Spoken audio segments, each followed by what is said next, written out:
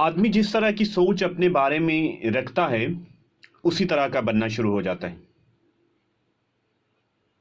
آپ کا ایک احساس ہوتا ہے جو آپ کو تحریک دیتا ہے کہ مجھے کچھ کرنا ہے. ایک فقیر ریلوے اسٹیشن پہ مانگ رہا ہوتا ہے اور اس کے سامنے چند ایک پینسل ڈبے میں رکھی ہوتی ہیں. لوگ آتے ہیں اسے بھیک دے کے گزر جاتے ہیں لیکن کوئی بندہ پینسل نہیں خریدتا.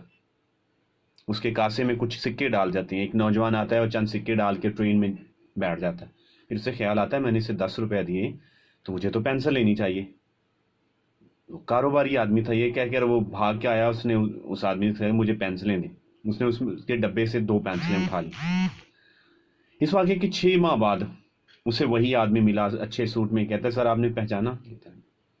کہتا میں وہی فقیر ہوں جو وہاں مانگ رہا تھا.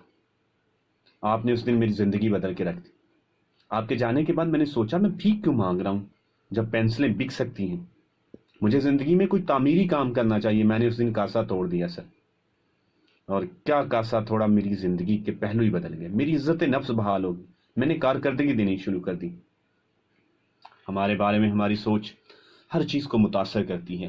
آپ ایک دفعہ دیکھیں تو صحیح آپ سوچتے کیا ہیں.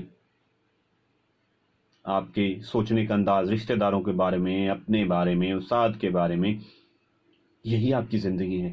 یہی آپ کی کامیابی ہے. یہی آپ کا مقام ہے. میں تو تھوڑے ہارڈ الفاظ کہوں تو یہی ہماری اور میری اور آپ کی اوقات ہے. اگر آپ ہر حال میں شکر گزار بنتے ہیں, آپ سٹرگل جاری رکھتے ہیں, آپ سیکھنا بند نہیں کرتے, آپ اپنی عزت نفس کو بہتر کرتے ہیں اور آپ مشکل فیصلہ لیتے ہیں نہ کہ آپ ہمیشہ فیور لیتے ہوں. آپ جو بوتے ہیں وہی نکلتا ہے. آپ جو برتن سے وہی نکلے گا جو بویا گیا ہے. جس طرح کی سوچیں آپ نے دی ہیں نا پیداواری قسم کی دماغ کو, بے شک آپ نے دنیا سے سیکھی ہیں لیکن باقی لوگ بھی تو اسی دنیا سے سیکھتے ہیں جناب.